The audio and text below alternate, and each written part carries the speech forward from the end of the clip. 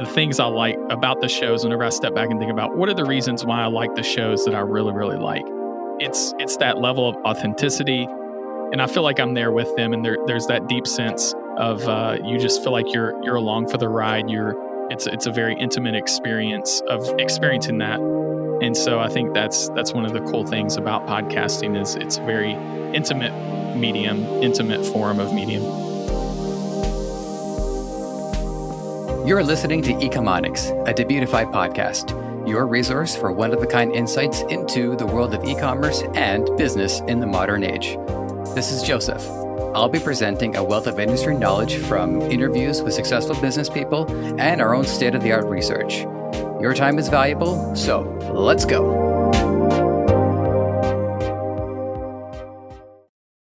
Jacob Bozarth gave me a rare chance to talk shop, being a podcaster himself. What at one point was considered a hobby by pretty much everybody is now a flourishing industry all its own, with minds like his at the helm. Now, statistically, everyone either has a podcast or wants to make one. And I defer to the expertise of our guest to know what it's going to take and what's in it for you. Jacob Bozarth, welcome. It is good to have you here on Ecomonics. How you doing today? How you feeling?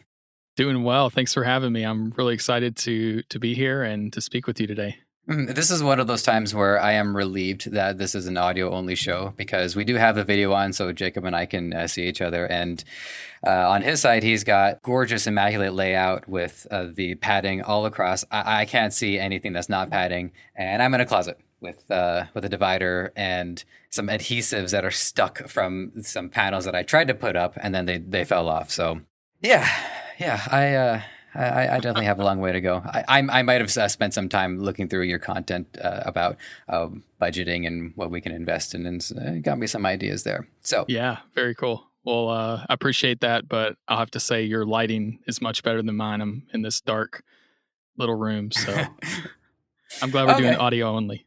Well, I'll take my wins where I can get them. So we have a podcaster today, not just a podcaster, but one who runs his own, I was about to say agency, but I guess company is probably the most accurate term. Yeah, definitely. So initially we kind of started as a podcast editing firm, podcast production company, and now we've kind of evolved into doing a little bit of everything. So our tagline's an easier way to podcast, and really we just exist to help podcasters from beginning to end, all the way from initially learning what equipment to buy, all the way to how to distribute their shows and get it on Apple, Google, Spotify, and all the different directories. Would you blame me if I just splice in the who you are, what you do question afterwards? Well, we got the answer out of the way, so we're just gonna power through it. But this is the first time that I didn't do the who you are, what you do. Yeah, it's up to you. I mean, we can certainly go back and stage it if you prefer. No, this is all good. This is all me. This is me just riffing. I'm just enjoying myself because I am quite passionate about podcasting. I would give it I don't know if it's like my number one, definitely in the top 5. I think my number 1 is still Zelda, but podcasting has changed my life. And every year that I get to be a part of the podcasting world, it continues to evolve and shape me. And so I have a lot of gratitude for the industry, and I know you guys do too, because of how it's managed to do so much for you and reshape your life. Because I know from having looked at your backstory, I don't think you saw this coming, right? You had a very different outlook. So we'll get to that. But First question, this is a very basic question.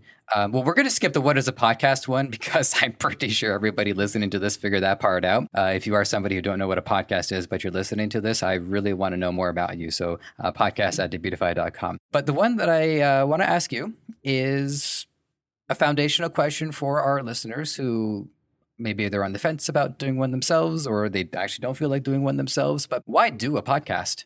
Yeah, that's really a great question. I think podcasting is a medium, like you said, that's just exploded over the last several years. And I think there's several reasons as to why it's exploded and why we're seeing it go from more of the indie movement to now more of the mainstream players getting involved, and essentially, everyone kind of having a podcast now, everyone listening to a podcast. I think one of the main reasons is, people are listening. The audience is there. There's that accessibility of almost everyone has an iPhone or a smartphone of some kind.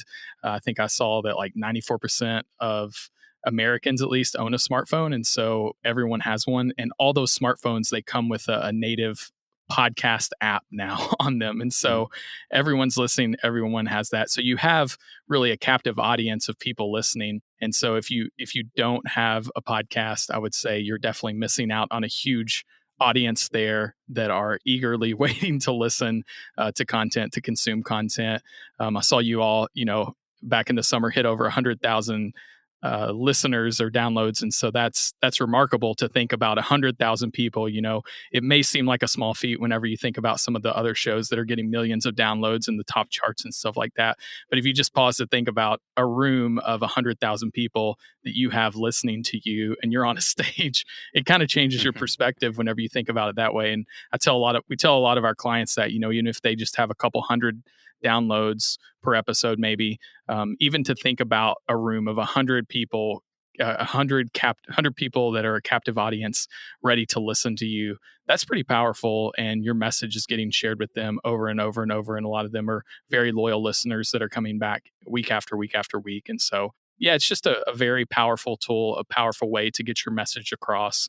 And I think a lot of that comes down to the accessibility now that we have of people being able to listen to podcasts pretty much anywhere, however they can, especially with people being at home now more than ever, while they're working out, while they're maybe taking a walk.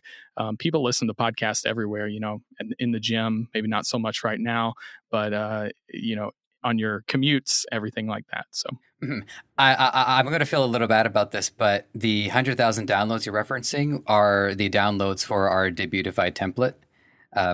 As far as the downloads that I had seen, we hit 2K downloads, and we don't have the stats for Spotify, so we are doing well. But overall, I'm still thrilled at that engagement, by the way, because within a window of 6 months, we have people who are checking out. And one metric that sticks out to me is also that our episodes we have interview episodes, but they also have episodes where it's just me talking. And I was checking the downloads for them because I check them each month so far, and people are listening to those too. So it's not just like people are coming in and going with the influencers and the guests that they're fans of. People are sticking around and they're consuming this other content where it's just me talking. And that's something that means a lot to me as well. Absolutely. Yeah, I think that's definitely one of the benefits that you can gain from an interview style podcast is you might be able to pull in an audience of someone else who, like you said, is an influencer. But in that, in your branded podcast, they're hearing your message, they're hopefully enjoying your content and going to come back and listen. And it provides a level of engagement with those listeners that's really powerful. Mm-hmm. I also want to offer up another point to the ether here about incentive for making a podcast.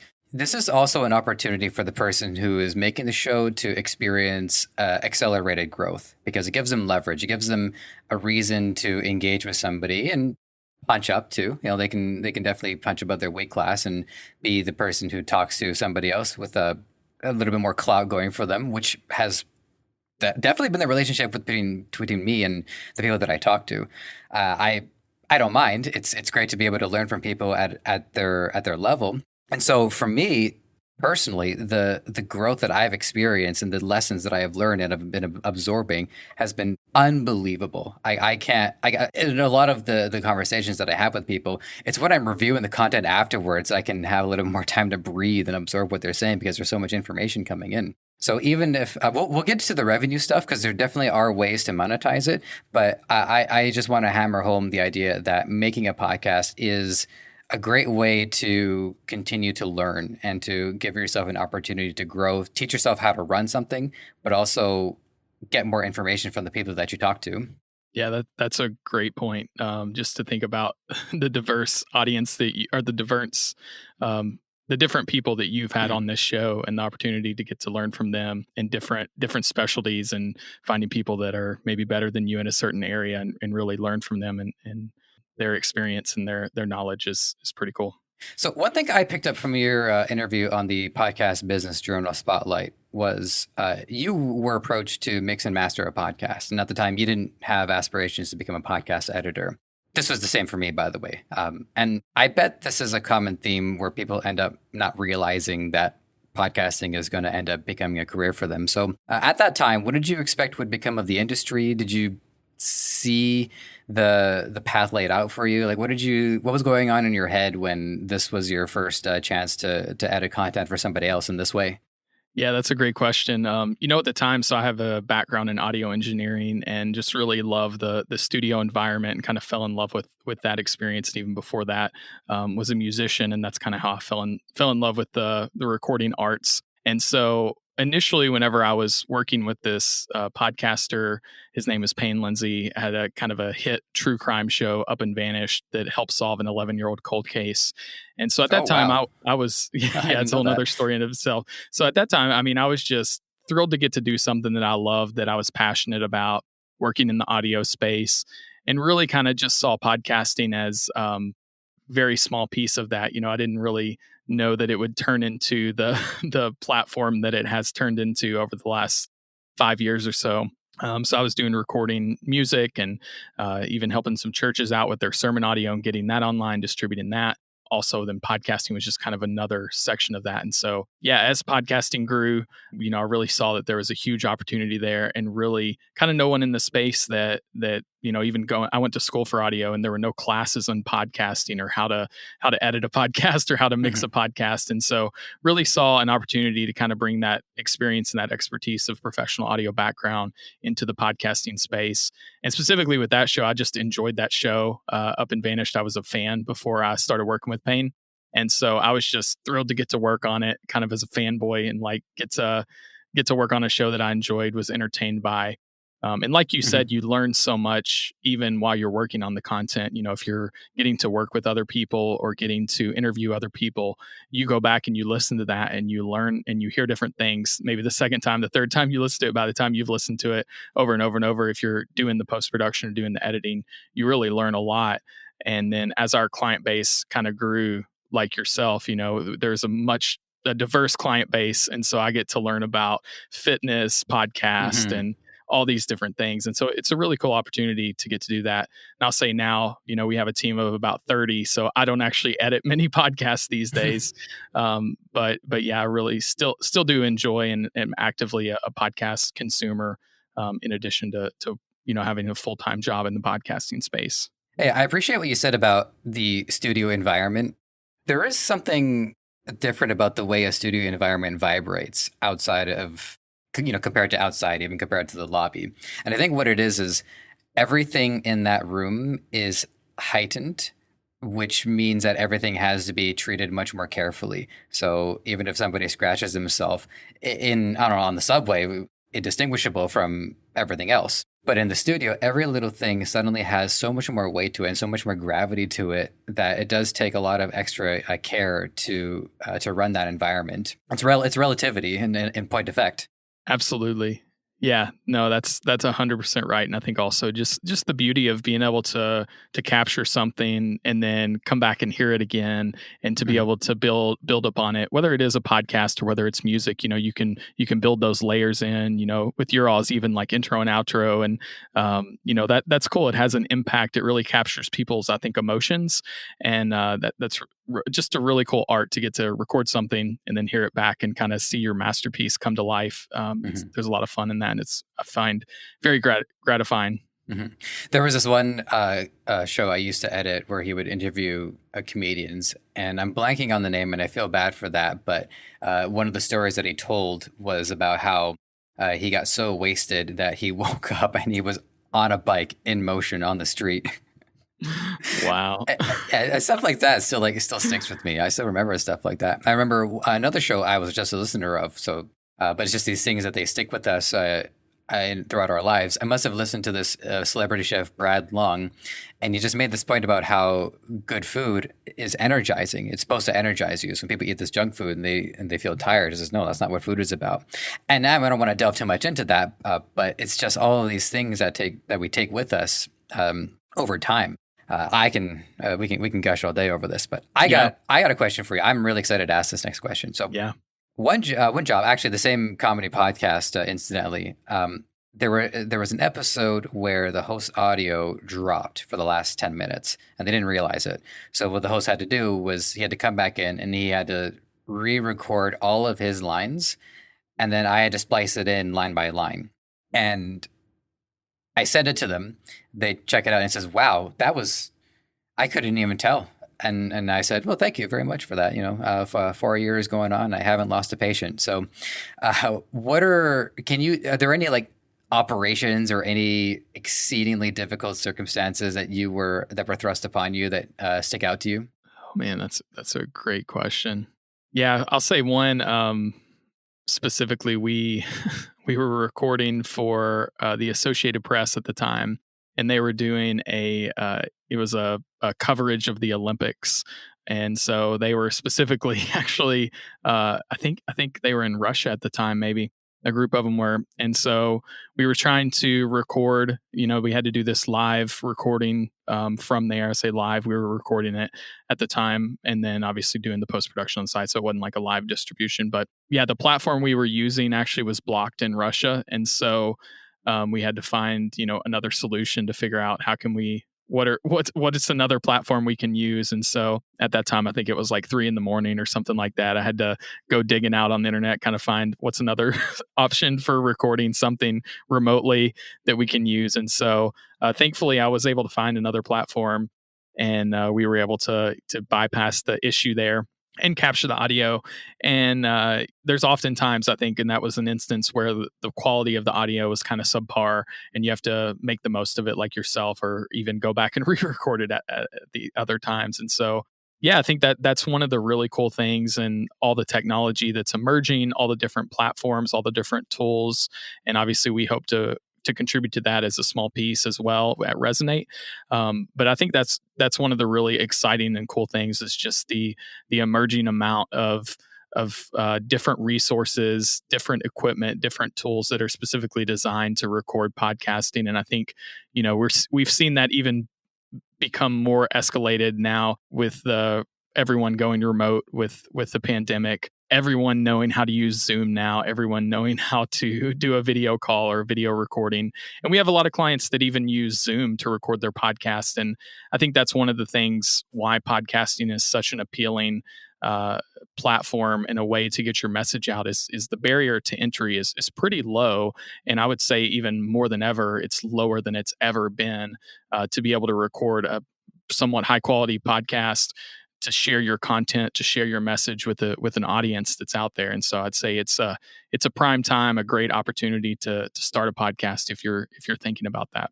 One thing that I recall, and maybe you can support or even refute this, but I remember, I think during the first couple of months of those initial major lockdowns, I remember reading that podcasting had actually taken a hit in listenership. And I think a lot of that had to do with the fact that people were used to traveling and commuting, and so they would use podcasting as a way to fill that time, which is what I do. I did that for many years until I started working remote about a year before it all happened.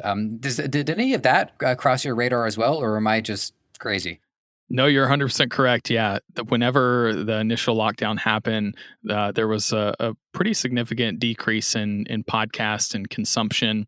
And that kind of shook the whole industry at the time, especially the ads. If people kind of like, okay, do we need to quit spending ads on these podcasts, quit putting so much money out there if the level of listenership is going down? And so, yeah, it definitely was an impact. I know even for myself, like that's the primary times that I listen to podcasts, whenever I'm commuting or if I'm exercising or going for a walk or something like that. I don't usually just sit around and listen to podcasts. And I think that, it's as a primarily audio platform, that's one of the great things about it, is you can listen to it while you're driving, keep your eyes on the road. You don't have to watch it or anything like that. So that's one of the cool things about the medium itself as an audio first platform.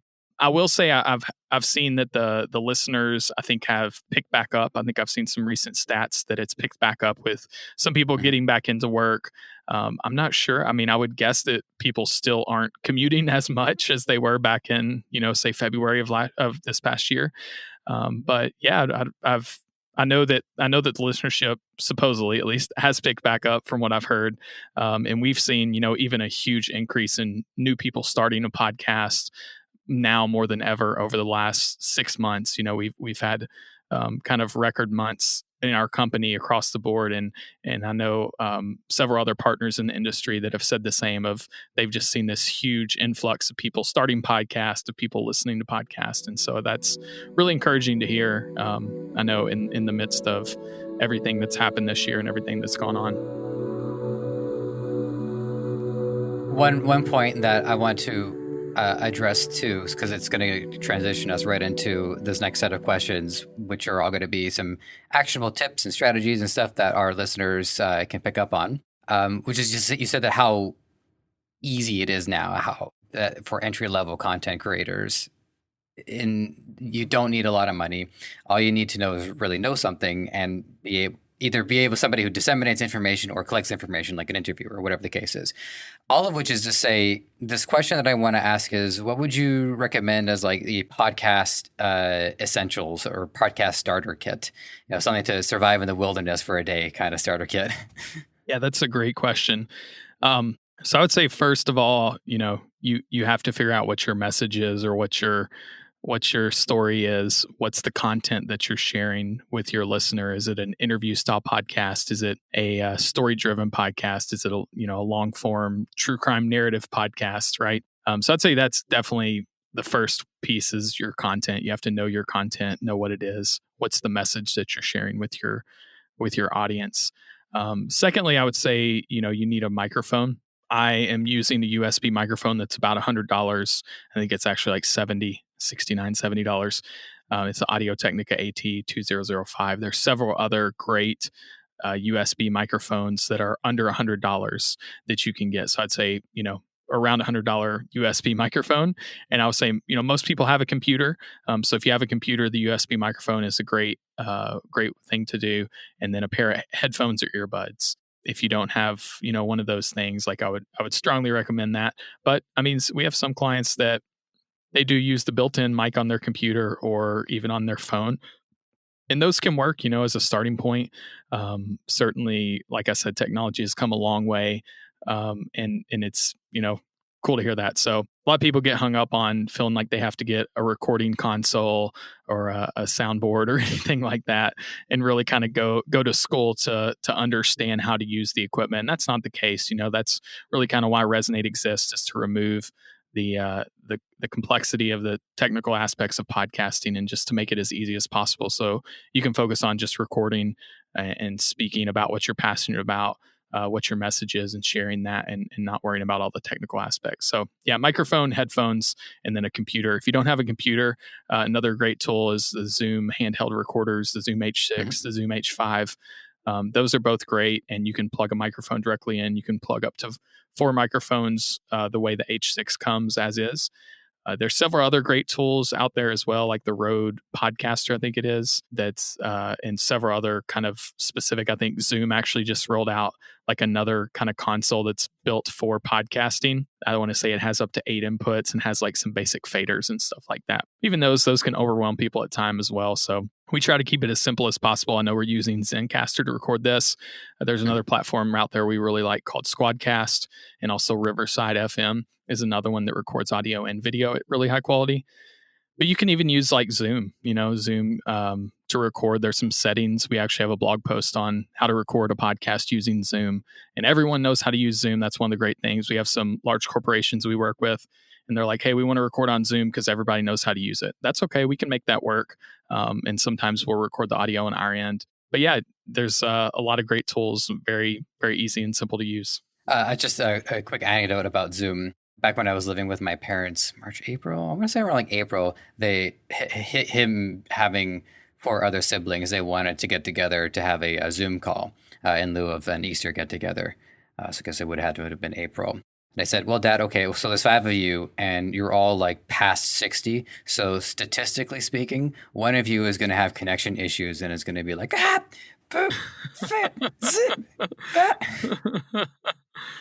Oh, that's funny. Yeah. Also, I have to say, I didn't know what microphone you were because my ears are only so attuned to pick up like, who's using what. I can kind of guess when someone's using a Yeti, but that's we don't want to get into that. But for like less than $100, that microphone is doing a pretty darn good job. If there's like a Valhalla for microphones, that the Valkyrie will select that microphone and bring it to the pantheon. Yeah, very cool. Well, I appreciate that. Yeah, there's we really like the dynamic microphones, and really all that means is they pick up what's right in front of the microphone. It's more of a broadcast style mic, like your Electro Voice, RE20, and like the Shure SM7B is a really popular one. So I really like those. There's several other different ones. Samson makes a great one. Shure actually just rolled out, I think it's a MV7, which is their USB version of their SM7B. So those, all those microphones that are USB dynamic, they tend to work well. They're very simple. It's just like essentially a vocal microphone. But yeah, it works well. It picks up your mic, and that's what you want to hear is clear voice. Mm-hmm. And listeners, for those of you who are listening consistently, you know what I'm about to say, but with the time that we have with our guests, we cannot possibly encapsulate everything. So if you haven't already considered going to check out Resident Recording's website, I strongly suggest you do that. I did for prep, and I can see myself going back there even to pick up on things too. Because me, I go to PodCamp every year, except this one year that I managed to sleep an entire weekend. I don't know. I was impressed with myself. I wake up on Sunday, I go, what? But if I see like a podcasting 101 class, I take it. Because I love the idea that maybe there's like a fundamental building block that I missed out on all these years. I would completely revitalize my approach for it. The other thing too, I just wanted to offer up for listeners who are curious what microphone I've been using all this time is that this is a Zoom H4n, which has 5 built-in capsules, and it's known for being highly mobile as well. So this one is a little more expensive. I got it for around like 250 Canadian. So it has been more of an investment to it, but I just wanted to throw it into the mix because I love Zoom. They really are a fantastic company. Yeah, they are. That's really cool. I didn't realize you were actually using the Zoom H4n as your mic. That's really cool, and yeah, it sounds good. Before we met, I may have like adjusted my camera just to keep it off screen because I wasn't sure if like the Zoom H4 was like acceptable or anything like that.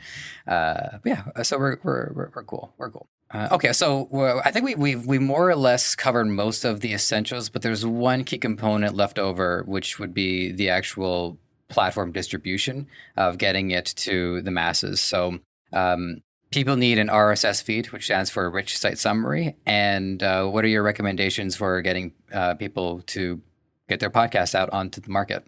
Yeah, that's a great question. So I will, full transparency, we actually released our own hosting platform that we built internally back in July. And so obviously I'm going to recommend that if, especially for the clients that we work with. By all means. Our tagline, like I said, is an easier way to podcast. And really that was the reason why we built our own hosting platform, is because we wanted to make it as easy as possible to not just for the post-production, editing, all the intro and outro, getting everything set up, but also to be able to distribute their shows. Now, with that being said, there are a ton of other great hosting platforms out there, and we have great partnerships with a lot of the major other providers. Buzzsprout is a great platform. They also have a ton of great resources on their website on how to start a podcast, editing support. Obviously they include us in that and point back to us. Podbean's another great hosting platform, and then Libsyn, they've been around forever. They're kind of the grandfather of the industry. That's who we're hosted with. Very cool. Yeah. So all your hosting platforms are going to provide you with basic analytics, usually an embed player, that type of thing. So hosting platform, like you said, provides an RSS feed, distributes out to all the different directories, and some of them provide like dynamic ad insertion ability, different things like that. Some of them can connect you with sponsors if you're interested in getting different sponsors on your show or different ad spots. Now, one thing I will say is we have a blog post, and we kind of highlight like why we like each of the different hosting providers, because they all kind of specialize in, for different types of podcasters, for networks, right? You might consider like Megaphone, who typically they don't work with just like an indie podcaster on their own. There's another great platform, Transistor. So yeah, there's a lot of great hosting platforms out there. Like I said, if you just Google search podcast hosting, I think our blog post should show up on the first page. And so, we kind of give an overview of why we like different platforms for different reasons. But yeah, check out Resonate Hosting as well. We actually have a 14-day free trial that you can give us a test. One cool thing I will say is we have embed player analytics that give you details into like when someone fast forwards, like right now. If someone might be like, this guy's talking way too long, he's going off on a ramble, I'm going to fast forward. So you can see that if you're listening through the embed player, through our embed player, or if someone, skips or listens on 2x speed, scrubs along. So that's one of the cool features. And obviously we're continuing to develop and build out new features and kind of listening to our clients, what they want, what they would like to see next. I just had this thought that sponsors might end up wanting to find out if people are going to scrub past any time that somebody reads the ad hits on it. Usually I don't, but once in a while I will scrub past them. I'm already subscribing to Quip, guys. I already have it. I don't need to hear each time. Yeah. I know how to brush. Yeah. If it's all right, I actually just wanted to throw like one other platform into the mix because it's one that I've been using personally. Yeah. So I use Pinecast. This is just like my own personal projects, and for like a really low key starter for people who just like for the people who are like recording into their laptop microphone. Pinecast uses Amazon AWS as their web hosting, so you can go directly to Amazon AWS if you want, but Pinecast is a user friendly interface. A lot of my personal projects are on there too, so I would also check them out. That's my personal seal of approval. I don't want to conflict of interest or anything like that, but I am a big fan of them. Yeah, no, it looks like a good platform. Looks like they have like you said, they have a free plan. It looks like. So yeah, most of your hosting, plans are going to vary from free to $25 a month. So typically it's something that the people kind of set up. You have to have it obviously, and then kind of forget about it from month to month. So. All right, so next two questions. First one is going to be revenue. Next one's going to be marketing. So revenue first. Our listeners, the core of our audience, we always presume are drop shippers or interested in drop shipping or e-com based or running a store. And so for them to invest into this, aside from the reasons that we stated before about clout and personal growth and being able to collect and disseminate information, lots of good reasons, but people also need to know that they can generate revenue off of it. So how do we make money off a podcast? Yeah, that's a great question and an often question that we're asked. So, the kind of most conventional way to make money off a podcast would be to sell ads on your show. So that would be, you might say, hey, I'm going to put a Blue Apron ad on my show and I'm going to make, $25 per 1,000 downloads I get. That's the most common way that we see, especially with a lot of the more entertainment driven podcasts or, not just entertainment, but any type of a podcast that's getting over, 10,000 downloads per episode. There's several different ways you can go about doing that. You can either basically become a part of a network and have someone sell ads on your behalf. There's some other platforms as well, such as like AdvertiseCast is one where you can put it's like a marketplace. You can put your show on there. You can put how many downloads you get essentially. And then different sponsors can buy ads on your show based off of that and how many downloads you get there. So that's, there's one side of it. Sorry to cut you off. There's one side of it that I haven't really been able to have any tangible experience with, which is when the platform will. All right, sorry, I'm so inexperienced with this. I'm not even sure how to characterize it. But I put out the episode, and then the platform wants to insert an ad on their own. You know what I'm talking about? Like, have you seen how this actually plays out? Yeah, like a dynamic ad insertion. That sounds right. Yeah. Yeah, a lot of the hosting providers do have that technology. That's something we are working on, and so basically you can put in a timestamp, right? So like after you ask me this question and in post, you want to put in a time marker that says, okay, insert an ad here, and then the hosting providers, you're correct, will insert an ad, and that's where like you can. So some of the hosting providers, I know Podbean and Libsyn. Mm-hmm. I think Megaphone as well. they actually will sell ads on your behalf. And so you can turn that on. You do a rev share split with them. It might be like 50-50 or it might be like 70-30, depending on the terms. That's similar essentially what it would be with like AdvertiseCast, for example. They would take a percentage, you would get a percentage of it, obviously, and they would pay you out for those. But yeah, you can certainly do the dynamic ad insertion, and that is something that is an option there. Now, one thing I will say, and our friends over at Buzzsprout are a huge proponent of this, is basically don't sell ads on your show, because it's not worth what you would give up or what you would make off that, unless you have 100,000 downloads per episode, right? If you have 100,000 downloads per episode, you can start talking about maybe becoming a full-time podcaster. And we have several podcasters that we work with. We've had 10 shows that have hit number one in all of Apple. All of them are in the true crime space, but they get millions of downloads per episode and they make a lot of money on their podcast. Good for them, right? Now, if you want to do that, like that's kind of hard to break into that space at this point. Not saying you can't do it, but it's hard to get 1 million downloads per episode, right?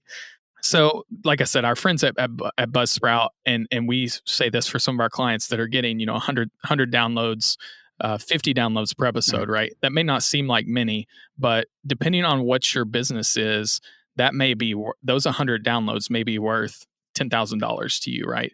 For example, like if we have an attorney or a doctor or something that has a podcast and they get one new client in their niche from their podcast, it's worth, like, you can't really put a dollar figure on that amount unless you're like really measuring that return.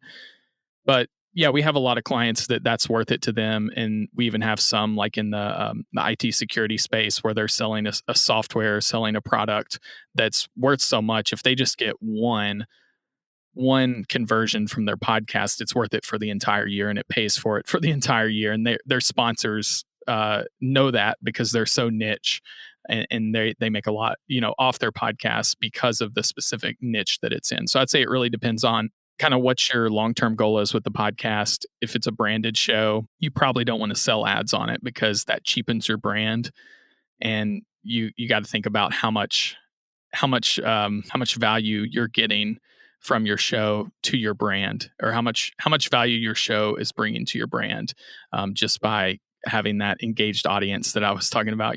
A room of 100 people, right? Well, that's pretty powerful. Yeah, there's a couple of important points to address there, and one of them is also just about integrity. Like, if I don't even know what ad is being inserted, then it might not fit with the motif. It might even be something that I disagree with. It might be a mutually detrimental relationship for both sides, not just the podcaster, but the advertiser as well. Yeah, and also tying this into something that we talk about a lot in e-commerce is there's a lot of work in the advertising to generate traffic and to get people to come into the store, and then there's a lot of work into retention.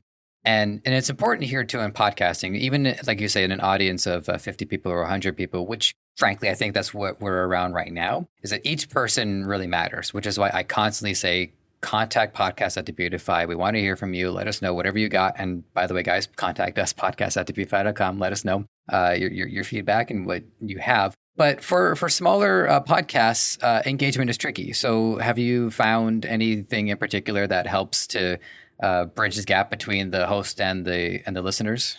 Sorry, you mind like rephrasing that question? Sure, no problem. Or I guess elaborating on it maybe a little bit. Sure. So what are some methods that either you've seen or you can recommend for hosts to better engage and to really motivate the audience to be more involved in the show?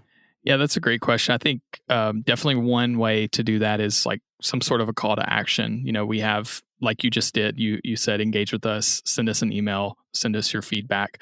Even beyond that, I've seen some shows do this really well of, do giveaways or do some sort of a drawing, say, hey, everyone that leaves us a review is going to, not just gives us 5 stars, but leaves us a written review with some feedback or why they like the show, why they don't like the show. We're going to be entered into some sort of a drawing or some sort of a giveaway. Another great thing that I've seen a lot of the shows we work with do is they'll do a Q&A episodes.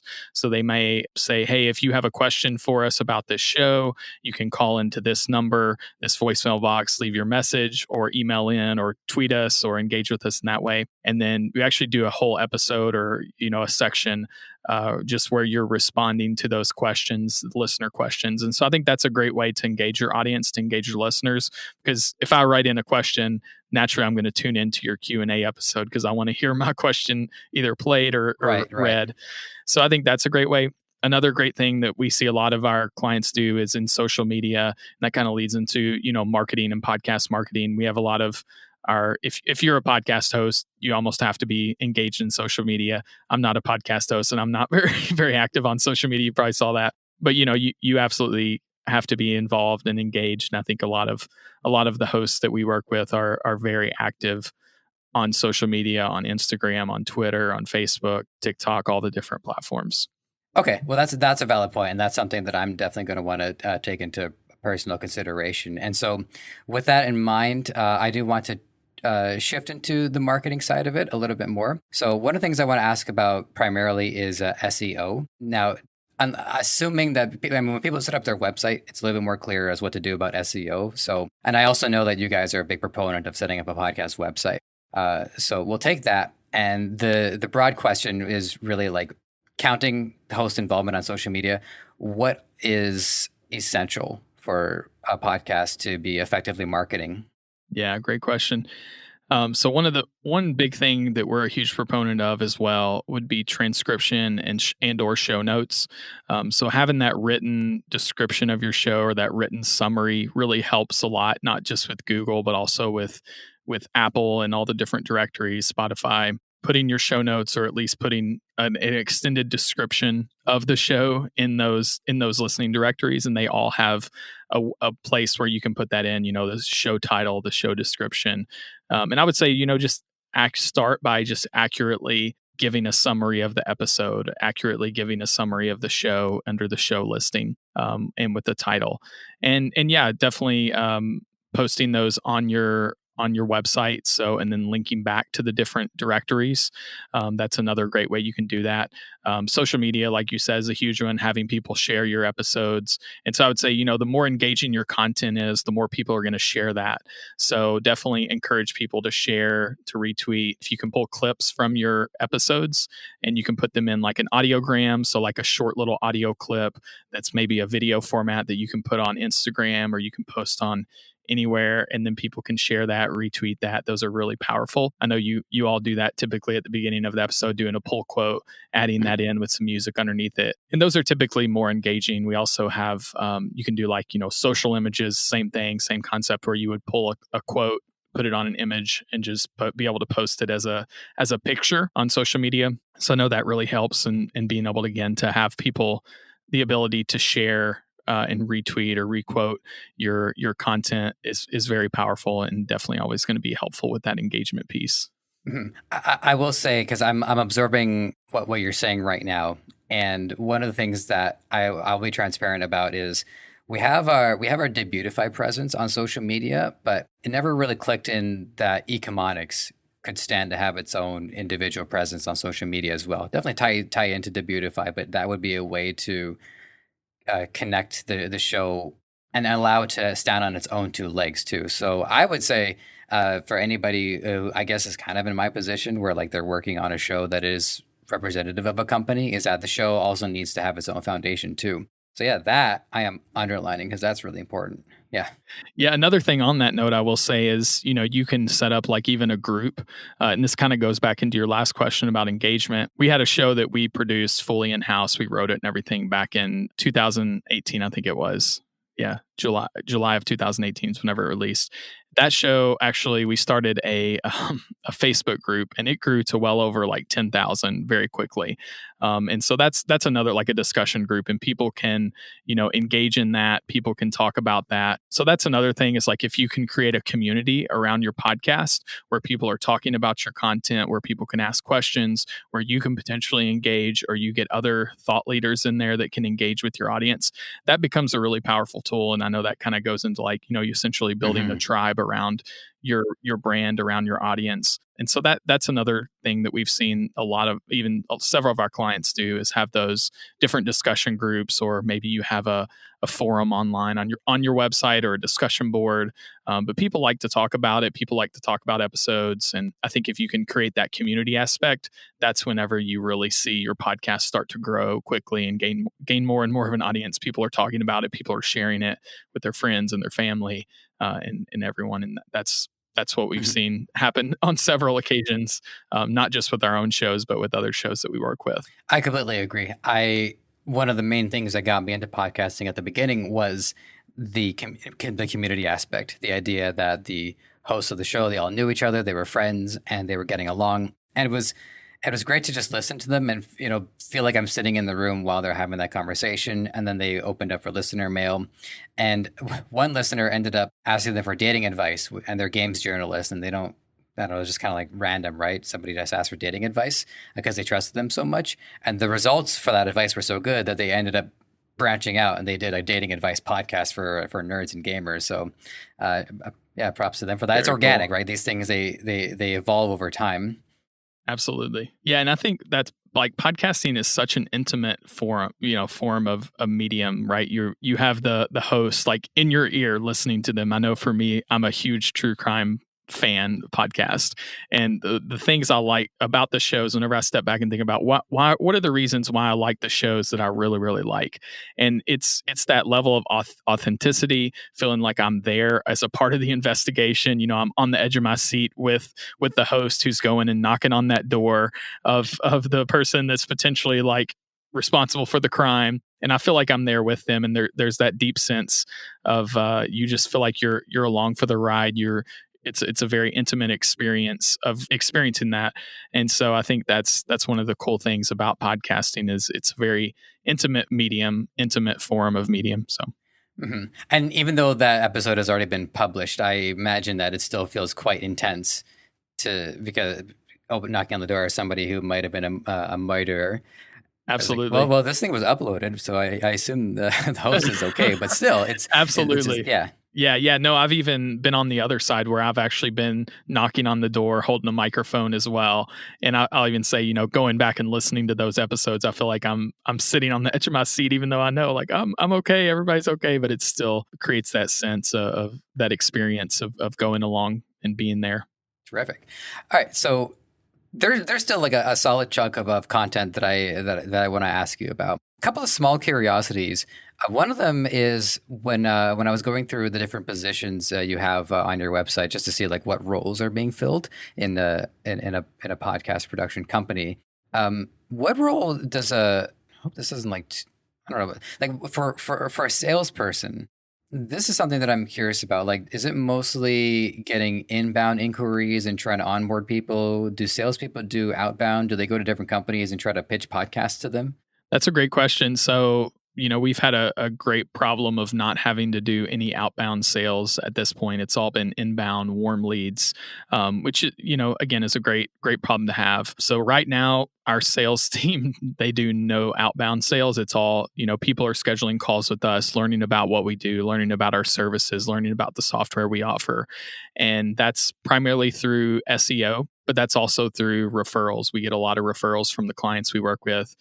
We have over 1,600 users on our platform. And so, we get people that tell their friends, tell different people at different companies and stuff like that. And we work with, all the way from your hobbyist podcaster who may talk about anything and everything, whatever they're passionate about, golf or hunting or brewing their own beer or knitting or whatever that may be, all the way to large organizations such as Twitter and DHL and other Fortune 500 companies who have podcasts. So yeah, that's one of the things, we have kind of a solution for them, whether it's like a full white glove, they need help writing their content, they need help figuring out what it is, they need us to actually source the talent for their show, all the way to people who maybe just need a hosting platform or maybe just need editing, basic editing of editing out ums and filler words and all the things you hear me saying in this podcast, right? Yeah, we kind of have a solution for everyone. And we really kind of have a very relational sales process of where it's like, hey,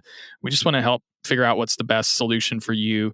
If it's just, hey, here's some resources on our website, check these out, that's great. Or if it's, hey, our services are a good fit, come on, let's work together, that's great as well.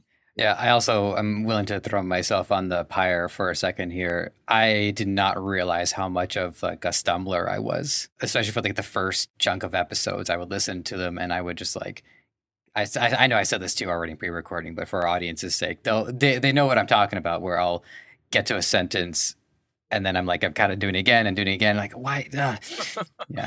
No doubt. If you want to become a better public speaker or just a better speaker in general, definitely start a podcast, because that is 100% true. Anytime you record yourself and then go back and listen to it, you realize how many different filler words and other type of things that you say, false starts, and all those type of things that you don't naturally hear just in everyday talking. Yeah, and you can start to understand people's personality based off like their archetypes. You have ummers, you have lip smackers, you have. I'm also I'm a weller. Okay. What's a weller? Well, when I answer a question, I always start by saying, "Well, there's the you knowers," and yeah, it's absolutely. Yeah, like even that, like absolutely or honestly, like those are the type of things you pick up on. You're like, oh, well, I'm not saying that over and over and over. I'm also I'm an absoluteer as well. I've said absolutely quite a few times. Cool. Oh, awesome. Great. Oh, cool. And stuff like that. It's hard. Even though that this isn't live, momentum is so important in making sure that the content comes out feeling like it's good live with a lot of flow to it. Absolutely. And that's, not to go off on a rant, but I'm going to.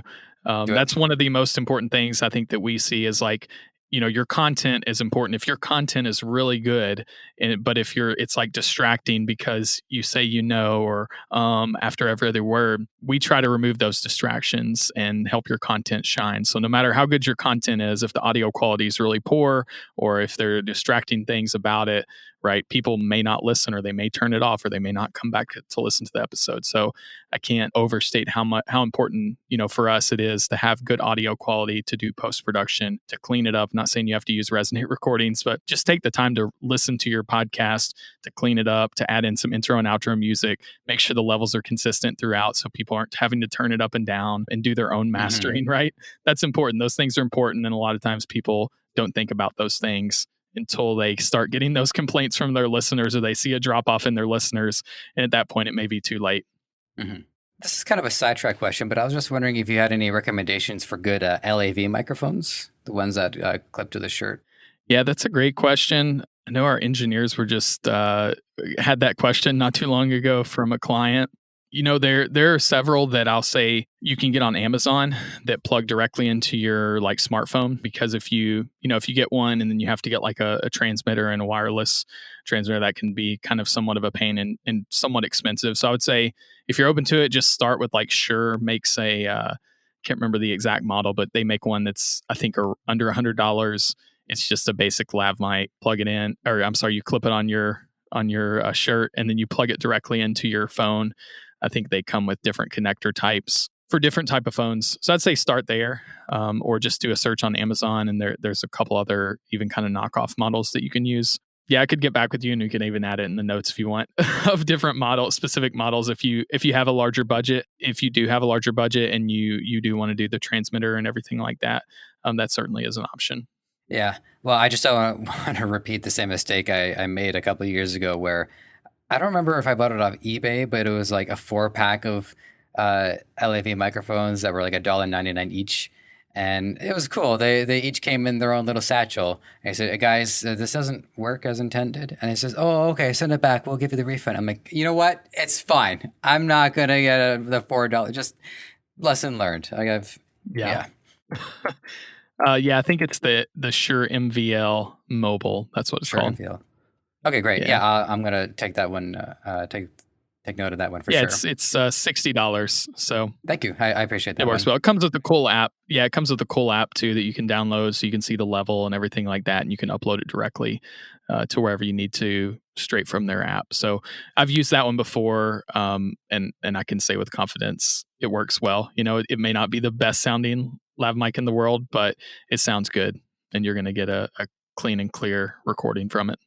All right. So for the last little bit of time, what I want to do is I just want to ask a couple of high-minded questions just about, the podcasting industry and what are maybe some predictive questions, some stuff that we're going to see down the line. So this is one debate that I've been grappling with in my head, is between audio and video. And I'm putting my own show on the spot here, by the way. I enjoy that this show is an audio-only format. I'm not against doing a video show. In fact, we have an idea for a video show that we want to do, like a Facebook Live thing that's down the line. So my question is, what can an audio-only show do to make the most out of being audio-only? Yeah, I think one of the things is that engagement we talked about and building that community around your podcast. I think another important thing is visualizing verbally, right? So giving descriptions of what you're seeing or what you're talking about, and explaining it in a way where you don't have that visual component. So if you're talking about someone you're interviewing and you want to give your listener an understanding of what they look like. I'm interviewing this person and they have long, scraggly hair or whatever that may be, right? So I think there's definitely verbal cues, verbal descriptions that a lot of the shows I listen to do a really good job of giving. Yeah, outside of that, again, I think just building that community around your show, having an online presence. Some people like to see, what you look like and that. So if you're on social media or if you have a fan page or if you have a discussion group or something like that, maybe give those things you talk about, right? That's one of the reasons why I think show notes are so important, and having a website for your podcast is so important, because at the end of your show, you can say, hey, all the resources we talked about, all the links we mentioned, anything we talked about, this map or whatever it may be, we're going to post that to our show note page where you can go, you can see that, you can see what we were talking about. And that serves the primary purpose of that is serving your listeners well. But the secondary benefit of that is you get traffic coming to your website and you have an opportunity to share other resources with them, right? So yeah, I think that's definitely a win-win, is having a website, having those show notes, or even a transcription where people, if they want to go and read that, they can. Mm-hmm. And a couple of other things too that I wanted to raise as well in the incentive versus making it a video show, because I think a lot of that applies to is that we can do more fine editing. I think if you did the fine editing for a video that we were to do for an audio show, it would come across as jarring because you would see like cuts in the video, people Absolutely. would be like all over the place. Yeah, we have a lot of clients that we work with that do audio and video, and they always ask, a lot of people always ask us, hey, can we use the same audio just from the video, or is that a completely different service or different product? And the answer is usually it's a completely different service or process, because like you said, we can't do the fine tooth editing that we can do on the audio only. I'm sorry, on the video that we can on the audio only, because you'd have a ton of jump cuts and stuff like that with those, editing out every or filler word or whatever that may be. Now, I mean, maybe you're going to go into this next, but video is, we have a lot of clients, like I said, that use video as well. And one of the reasons for that is YouTube is like one of the, I think the second highest or maybe the highest like search engine right behind Google, obviously owned by Google. And so a lot of our clients will put their podcasts out on YouTube as just an additional directory essentially for people to listen. And I have some friends, a lot of people that I ask them, where did they listen to their podcast? And they say YouTube.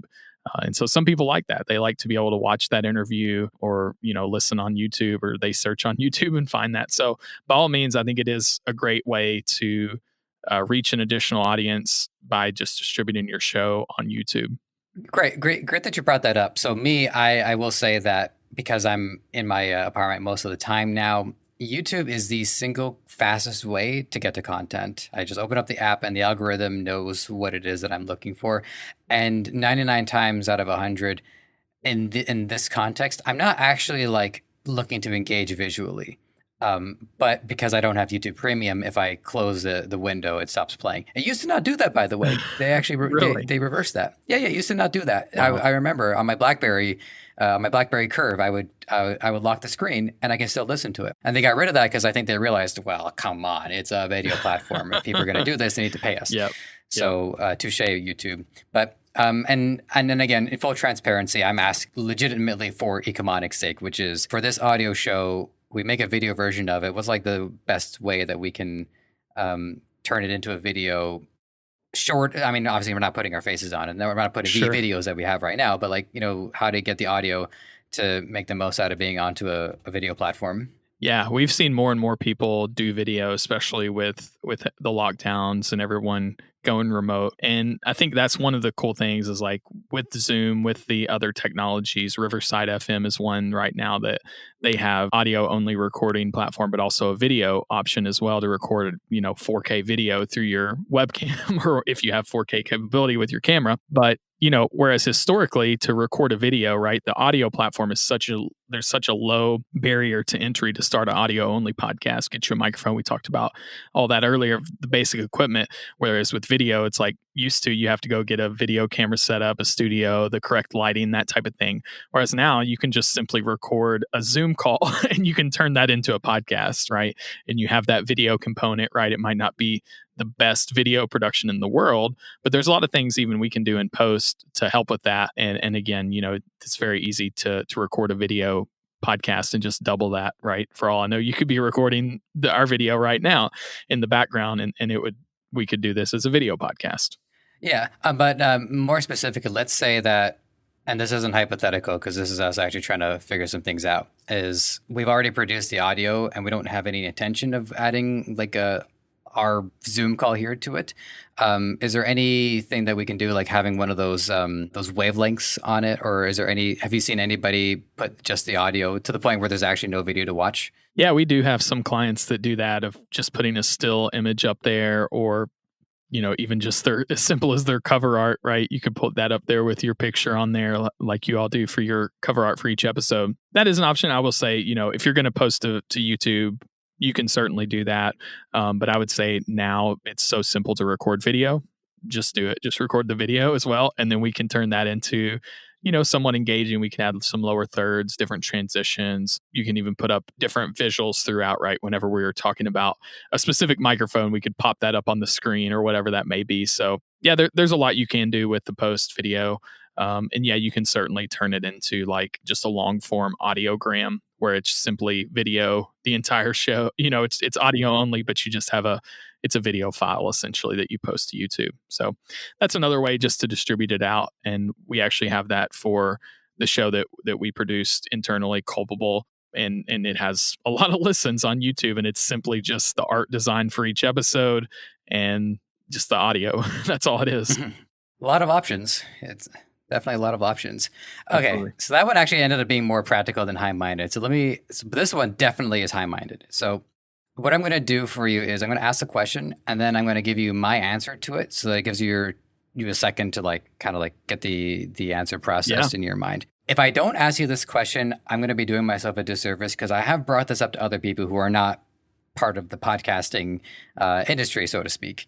But me, I have had an issue with the term podcast in the past, mainly because it's still associated with Apple being the genesis of podcasting. And to the point where I think the term podcast is holding the medium back. Now, if you disagree with that, I'm welcome to hear that. But if you can call it something else, or would you just say, well, this is actually just radio, internet radio, like I feel it is, would you do that?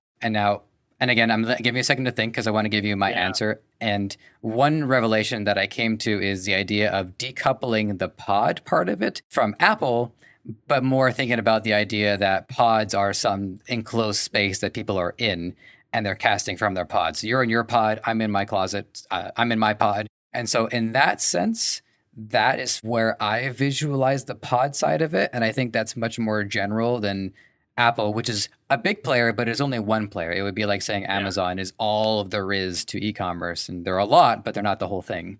So what? I'm curious what the exact question is going to be, just so I can. Oh yeah. The question ended up being kind of like buried in there. So would you call it something else? Are you happy with podcasting? Do you feel that the name is doing us more good than bad, or have you ever thought anything along these lines? Yeah, definitely have thought about that. And I think that's a really, really good observation, good question. So the one thing I will say is I think the one thing we're seeing is so many other major players coming into the space that, like you said, whereas initially it was primarily Apple, right? That was the most important It seemed like for people, they cared about that the most. If you were a podcaster, you cared about the Apple top charts. You cared about, your podcast being in Apple. If you were in Apple, you were good.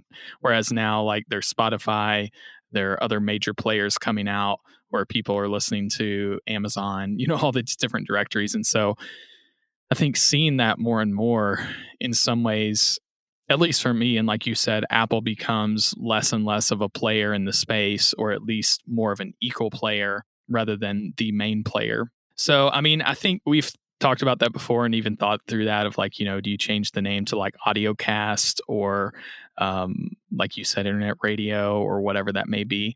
I think that would be really hard in my mind just because, that is the name. And so I think in my mind, the more the industry matures and develops and grows, the word podcast becomes less and less and less associated with Apple, because I haven't even thought about that in probably a year now.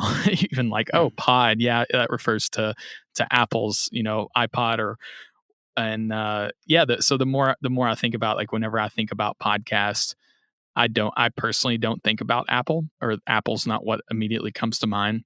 So I don't know. I don't know if I would say that I think it's necessarily holding it back. I will say at times I've been disappointed at like how little it seems that Apple cares about the podcast industry. And I think they, are really missing out on a huge opportunity. And I think it's really encouraging to see some of the other players really pouring their resources into it, really doubling down on the technology and the platforms and what else going into it. So I don't know. It's really interesting. I mean, I think it's still somewhat of a young medium, but I think we are seeing more and more major players coming into the space. We've had some large film production houses coming into the space, reaching out to us to want to work with us and whatnot. And so I think we're just going to continue to see that. And so I think, there's a huge opportunity still to get into the space and to make a name for yourself. But I think it's the more and more it goes mainstream, that window will be closing more and more. Well, that's a fantastic observation. So yeah, I thank you for weighing in on that. I mean, there's definitely a back and forth that we can have there, but we're so close to the end that yeah. Yeah. All right, so I got one more question for you. This one's just for fun. At some point, most people think it'd be funny to do a podcast about a bunch of friends sitting around shooting the breeze. Like, people are sitting around and there's probably weed involved. And like, yo, we're so funny. This conversation should be a podcast. By any chance, do you know of any shows with this premise that are actually pretty good? And it's kind of a hard one, but I just wanted to throw it out there just in case. Man, I feel bad because I feel like we probably have some shows we work on that have that premise. I'll have to get back with you on that one. Yeah, I mean, all right. Well, we can. These are released like sometime after they're recorded. So yeah, if you get back to us, I'll insert it afterwards. Yeah, I'm super curious about this. I would love to have like one of those just on my radar. So then that way, anytime I feel like just sitting in on a conversation, a bunch of stoners or whatever. Yeah. We've definitely had some very, very interesting shows. Like I could definitely pull up some of those, and that could be a whole nother episode of just sharing different shows we've worked on that are like, I mean, our client base is so diverse and just kind of all over the place. But yeah, it's a lot of fun. That's honestly one of the things that I enjoy, is getting to experience and hear all these different shows, all these different topics, all these different, perspectives and stories and messages from these different people. It's really cool, and really blessed to get to experience that. So, I mean, the one I can think of that would be the closest would be like the Joe Rogan Experience, if you listen to that. Yeah, that's fair. Yeah. Jeez, actually, now that you say that, it is pretty close to that. Yeah. Huh. That's definitely the one that I can, that comes closest to mind of that concept. That is a high bar to set. Yeah. Yeah, for sure. All right. Well, fantastic. This was a terrific episode, Jacob. I can't thank you enough for being here. I want to give you the floor one last time just to run through how people can reach out to you and throw a couple of show recommendations in there too. I know you mentioned your true crime shows before, but just run them past us again. And then last but not least, if you have any other parting words of wisdom you'd like to share, this is the time to do it. Yeah, well, thank you so much for having me on. It's been a pleasure to get to talk about podcasting, which obviously I'm very passionate about. Yeah, I'll say just kind of parting words of wisdom would be, if you're thinking about starting a podcast, I would say do it. Quit thinking about it and do it. There's no better time to do it. And I think that certainly, like I said, that window of opportunity is potentially, closing in on just being able to reach, being able to kind of create a voice for yourself. There's no better time to start it than now. I love the saying that 80% out the door is better than 100% in the drawer. And that's so true. There's never going to be a better time to just get it out there. And it's never going to be 100%. Just ship it, get it out there, get the message out there. No better time than now. I've never heard that saying before. There you go. Yeah, I love that saying. And I think that's so true, not just with podcasting, but really any creative medium or creative outlet. But I think it's also true with business. A lot of times you can sit around and try to perfect something until the end of the day. But the reality is like it's never going to be perfect, and you got to get it out there. Just ship, right? You always have to be shipping to some extent. And I encourage my team to do that. Hey, just let's get it out there. We can sit around and perfect it all day, but let's get that blog post out there. Let's get that video out there. Let's get this podcast out there. And that's really true. Yeah, show recommendations. Like I said, I'm a big true crime fan, so I really enjoy a lot of the shows we work on. Actually, Up and Vanished was the one I referred to earlier in the show about that helps solve the 11-year-old cold case. If you haven't listened to that, season 1 of that is phenomenal. Payne does just a great job of investigating different murders and stuff like that. He actually has another new one that I'm currently listening to called Dead and Gone, which is pretty cool. It's like some different crimes around. Oh my goodness, I'm blanking on. Anyways, yeah, it's a really good show. Definitely listen to that one. Yes, I'm trying to think some other shows that I enjoy listening to. If you haven't listened to Dax Shepard's Armchair Expert, I really enjoy that one. He actually has a episode with a podcaster, a journalist in New Zealand, David Ferrier, that we're currently working on. It's a really good episode. And they actually did kind of a spin-off show. I'm blanking on the name of that one as well. I'm terrible with remembering names. But yeah, I mean, anything, you can check out our website. We list a lot of the shows that we work on there as well. And then Culpable is the show that we produced internally back in 2018. So definitely check out Culpable. You'll actually hear my voice on there and doing some investigating on there as well. Yeah, you can find us at resonaterecordings.com. We're on Twitter, Instagram, Facebook at Resonate Record. So definitely check us out there. Again, no matter where you're at, if you're just thinking about starting a podcast or maybe you have one, we have a ton of great resources on our website on different videos on our YouTube channel, different blog posts on different topics and everything like that in between. So however we can help, we would love to help that. Our mission is to make podcasting as easy as possible. And it can often seem overwhelming whenever you first look at it. You think about what you're going to talk about, all the different technical aspects, all the different voices out there that tell you need this and that and that and that and that before you can start. And so we really exist to kind of remove all those technical pieces and just make it as simple as possible for you to share your message. So I just want to say one last thing about my own experience. Like the very, very first time that I ever turned on a recording was in college. I rented, I think it was a Boss sound device. I rented out a room, and I invited everybody in my class, but I guess everybody was busy. One guy, he agrees to do it. So I turn on the recording and I say, "Welcome to Communicast, Tyler. It's good to have you here." And Tyler says, "Great." And then I just blanked. I just sat there for I had no idea what I was doing at that point on. And then and Tyler, he started asking me questions, and then we got the ball rolling. And yeah, it can be overwhelming. So definitely have a couple of questions, a couple of talking points ready to go before starting the episode. But the journey is so much more fascinating when you look back and you see of all of these things that have happened. So absolutely, it's totally a journey worth taking. Absolutely. Yeah. And that's one of the beautiful things about podcasting is it's so unique, and it's so customizable. You can pivot, you can make it represent your personality. If you want to have detailed notes with all the questions written out, you can do that. Or if you want to have a manuscript, we have some clients that do that. So that's one of the cool things about podcasting is you can really, mold it to reflect you and to serve you and how it reflects your personality so much. Terrific. All right, listeners, that is everything that we've got for you today. Hope you enjoyed this. I know I have. Jacob, I hope you've enjoyed this as well. I've been gushing nonstop since this started, and so I got to go put a lid on this. All right, listeners, thank you so much. Jacob, thank you as well, and we will check in soon. Thanks for listening. You might have found this show on any number of platforms: Apple Podcasts, Spotify, Google Play, Stitcher, or right here on Debutify. Whatever the case, if you enjoyed this content and want to help us thrive, please take a few moments to leave a review on Apple Podcasts or wherever you think is best. We also want to hear from you, so whether you think you'd be a good guest or want to weigh in on anything related to our show, you can email podcast@debutify.com or connect with us on Facebook, Twitter, Instagram, and TikTok. Finally, this podcast is created by the passionate team at Debutify.